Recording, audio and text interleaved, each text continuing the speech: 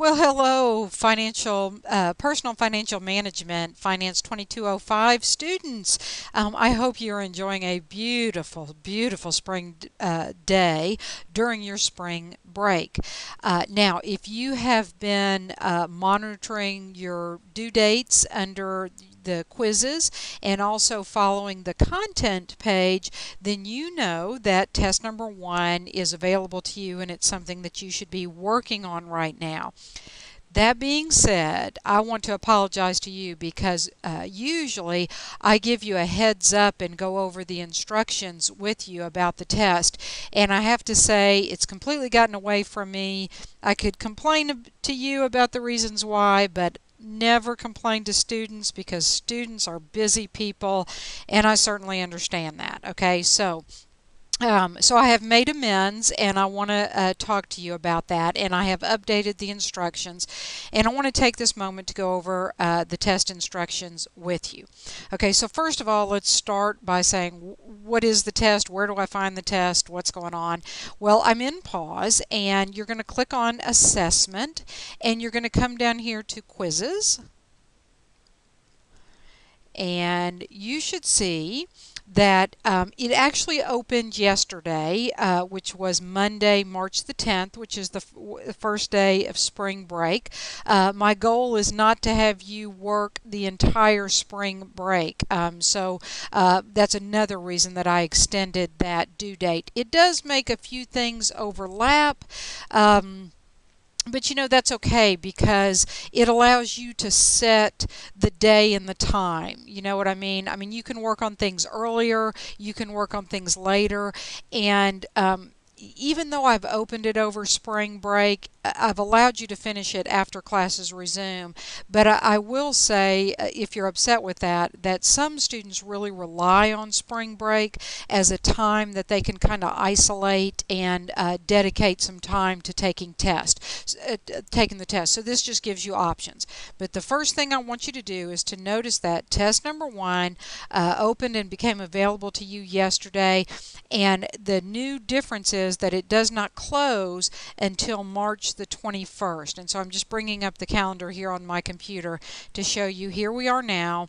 I'm recording this video on March the 11th. You may be watching it on a different day, but it's going to give you all of spring break, during which time you can take the test, and all of the following week through Friday. Now, that being said, when I say that the test closes at 11:55, that means that you need to plan to take it well in advance. Don't wait until that Friday to take it. Please take it Monday, Tuesday, Wednesday, Thursday, but please be done with it well before Friday, because it's typically the time that you get into a crisis when you wait until the last minute. I'm living it right now, so I share that wisdom with you, right? But you have got to take it seriously. This is a test, so I need you to get in there and take it and be serious about it. Now, while we're here, I also want you to look over to the number of attempts that you have.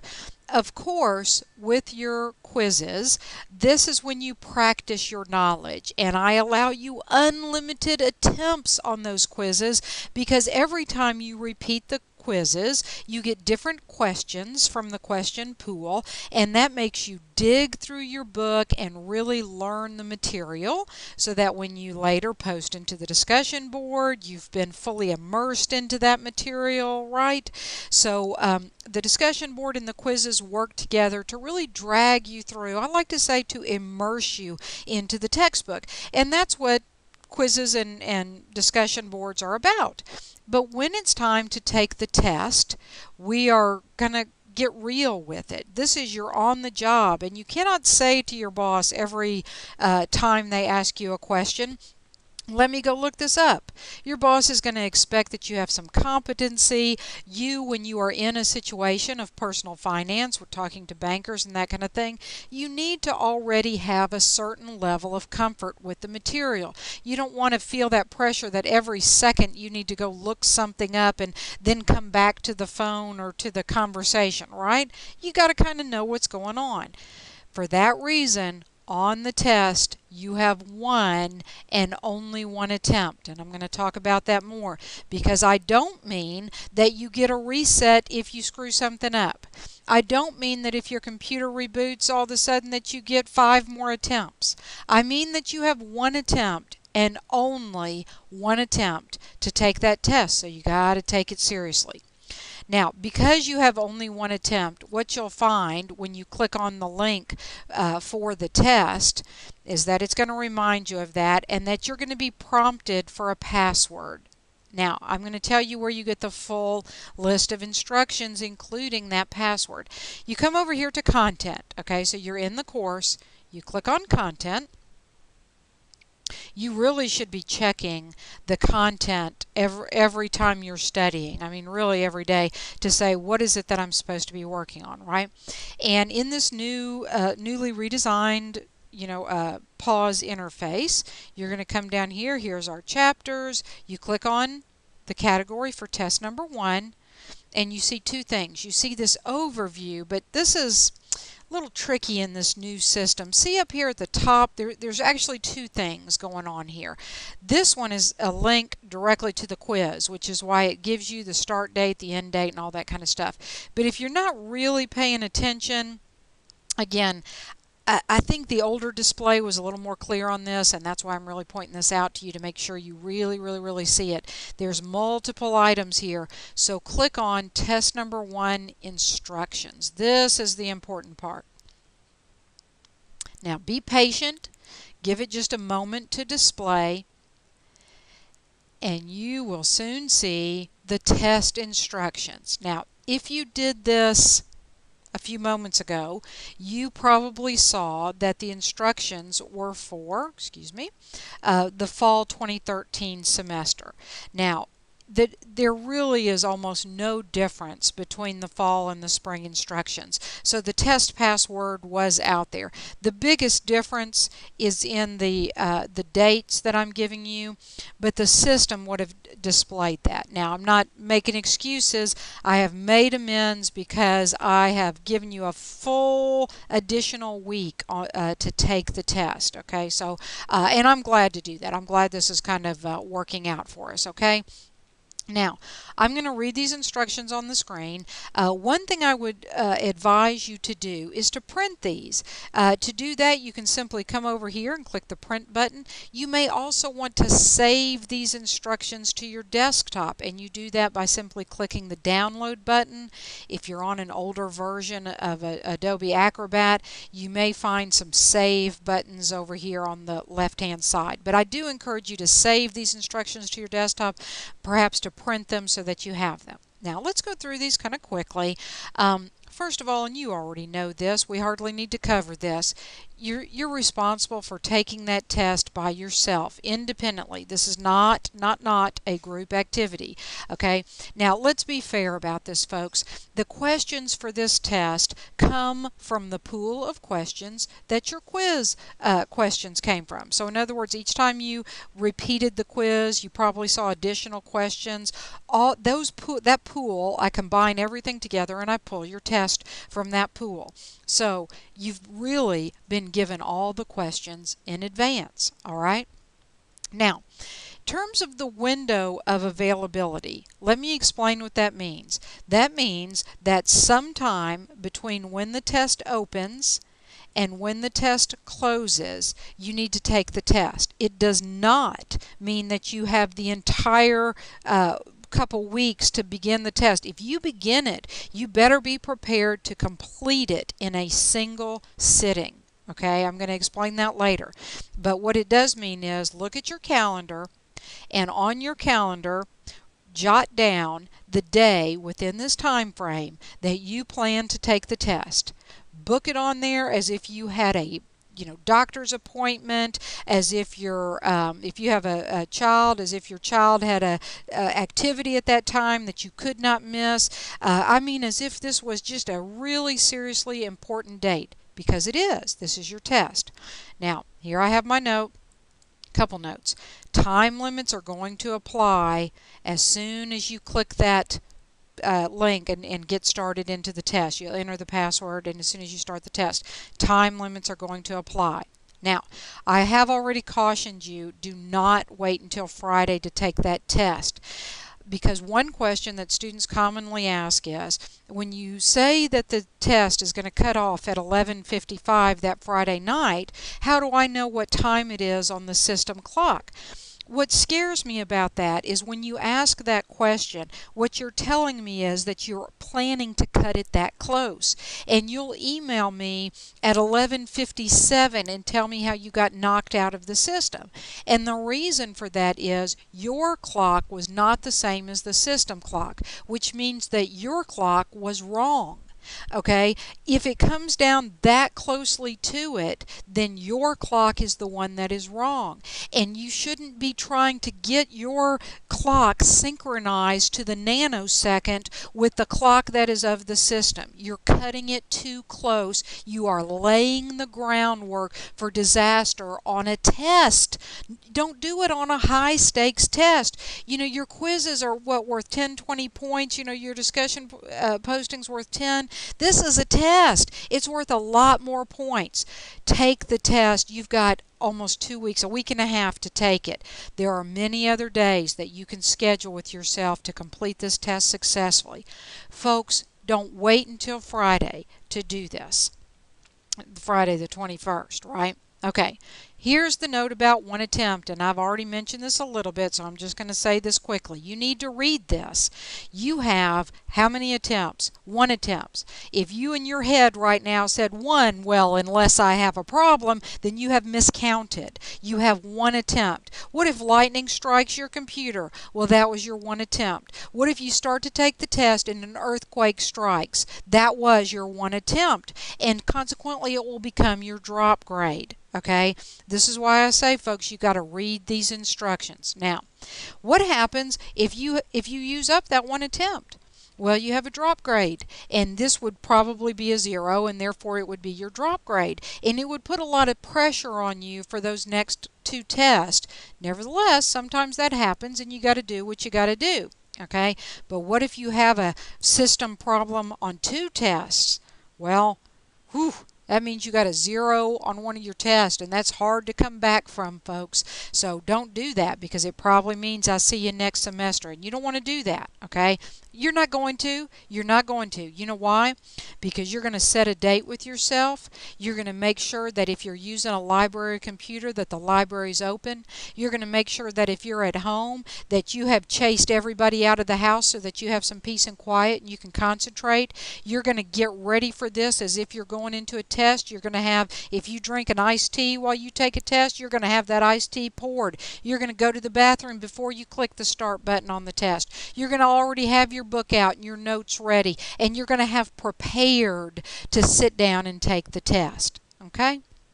That's what you're going to do, because that's how you're going to succeed. So I know you're going to do it. All right? Okay. Again, take some time to read this thoroughly. If you have concerns over the reliability of your computer or internet, come to campus. Now, if you choose to do this during spring break, and some of you will because it's a more peaceful time for you, and I get that, double check. Is the library open? Is that computer lab open? Make sure that you have access to such things. Tell you a true story. I had a young lady one time who said to me, I went into the library and I started my test, and 5 minutes later the library closed, and they chased her out, and it ended her test, and she made a 0, as you might imagine, and that was her 1 attempt. And she said, you know, I knew as I was walking in and everybody else was walking out, I knew something was wrong. Now, those things happen, and it was a learning experience for her, but I'm encouraging you not to make the same mistake. You're going to check and see and make sure. Maybe you're using a public library. Double check, see what time they're open. Okay, here's another thing. In pause, save as you go. Does it take a few seconds longer? Absolutely. But you know what? Here's another story. I was in a classroom one time giving the students a test, and they were taking it. I was monitoring it. One student is taking the test, and this message pops up on the screen. The computer will reboot in 10, 9, 8. It had installed a Windows update, and it rebooted without asking her, do you want to set, didn't give her an opportunity to do anything. You know what? even though the system was able to start back into that test and let her begin the test anew, which thank heavens for that, it's called Graceful Recovery. And if you stay on the same computer, oftentimes it will let you do that. The problem was she had not saved a single response. She was nearly at the end of the test, and she had to start all over. Save as you go. Now we're talking about the time limits. Once you begin the test, the clock starts and you have to finish the test within the time limit during a single session. You cannot stop and then come back in. If you go do something else, another student one time said to me, Dr. Joan, I started that test and then I kind of looked at everything and then I realized I had to go to church. And so I left and I went to church, and when I came back, my time had run out. Yes, it had, because how long do you have? 160 minutes. Not 160 minutes, stop, start, stop, start, stop. No, 160 continuous minutes. So once you begin, it's just like you're sitting in a classroom, folks. Be ready to finish that test in a single sitting. The clock does not stop for any reason. Alrighty? Now, what do you do when you get to the end of the test? Do you just leave it on your desktop and walk away? I don't think so. Do you throw it into a book bag on the ground in the garbage and then walk away? No, you hand it in. Online, the way that you hand in homework is you click the submit button. So when you get down to the bottom, don't leave it open and assume that the computer is going to turn it in for you. Make the decision, hit the submit button. When you take a moment if you have it and review the responses, hit the submit button. You have 160 minutes. I do not think that it will take you that long. I am giving you 160 minutes so that you do have that long. Okay? Now, let's think about this.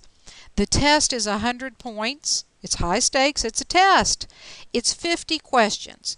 If you have 160 minutes, let's just pretend that's 150. 50 questions, 5 times 3 is 15. That would be 150 minutes if you had 3 minutes per question.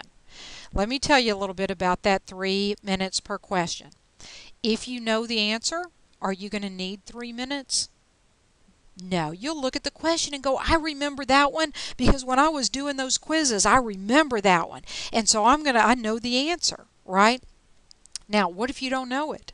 Is 3 minutes enough time for you to look from page to page to page in your textbook? Probably not. Now, if you answered one question quickly, maybe 3 or 4 or 5 questions quickly, you probably have a little time built up. And so you're going to have time to look up that question that you're really unsure about. The test is open notes and open book. It is not open neighbor. Now, if you have to look up 1 or 2 or 3 questions, you'll probably be okay. You'll finish the test in plenty of time. But if you're looking up every single question, 50 questions, you're going to run out of time. You have one attempt. This is about demonstrating your knowledge. Let me tell you something. If you have been studying and if you take some time to prepare for the test, in other words, you organize your materials, you put little sticky notes or a piece of paper or some marker in your book so you can flip between pages quickly, you're going to do fine. If you approach this in a haphazard manner, if you have not invested time in the quizzes, you're going to run into trouble, right? This is about demonstrating your knowledge. I think you can do it. I have great confidence. The questions are 2 points apiece. If you miss a question, it is not the end of the world. If you miss 3, 4, 5, 6, 7, 8, 9, 10 questions, it starts to add up, right? Okay, the test covers chapters 1 through 6. You can do it. How do you take the test?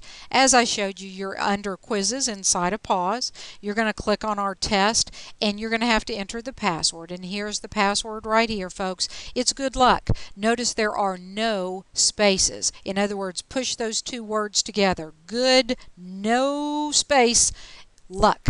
Good luck, right? Because that's what I wish for you. I want you to do really well on this test. And so I do wish you the best of luck. This is where preparation is going to help you. Preparation in studying by completing the quizzes and by repeating the quizzes. Preparation in your reading. Preparation in organizing your notes, organizing your materials, and doing the best that you can, scheduling that time, that 160 minutes to do your best. Now, you save your responses as you go. You click the submit button when you're done, and you will find out your total overall score. Okay? In other words, you'll know that you got a 90 out of 100, or you got an 80, or whatever it happens to be out of 100. What you will not yet know is the detailed responses to all your questions. Now, I'm certainly going to give that to you. It's just going to be delayed. So what you're going to do is, the test is not due until March the 21st. You're going to wait until after that day, and you're going to put a note on your calendar so that you remember, and you're going to go back into the system, and you are going to review your score. You may find that there's an error in the test bank, right, where you picked A, and I mean, you say, gosh, as I read that question, I think A is the right answer, but the system said that B is the right answer. Well, you can email me, let me know. Worst case scenario is that you find out that you understand the reason that you were wrong. Best case scenario is I give you points for that question and bonus points for reporting the error. Remember, I call that a finder's fee. So you might even end up with a bonus point. Who knows? Okay? Review it carefully. Review your test and look into it. Okay? So those are the test instructions. Again, where did I started from within our course. I clicked on the content link. Let me see if I can get back here. And you remember to look up here where it says Test 1 Instructions, so that you can then print those or save them to your desktop, or at least read thoroughly the instructions. Now, when you're done, remember I started at Table of Contents. Let me get back there. And when I came down to Test 1, the second link is actually to the quiz. You can access it from here, or you can access it by going to Assessments. Read all these instructions carefully, as well as the pre-printed instructions I provided you. You'll enter your password, and then down here, if you can kind of see it, it says Start Quiz, and when you click that, your 160 minutes will begin. I do wish you good luck. I hope you're having a good spring break. Put this on your calendar so that you know exactly when you are going to take the test, and that you complete it along with your other assignments well in advance of the due date. Thank you, folks, and we'll be talking to you again soon.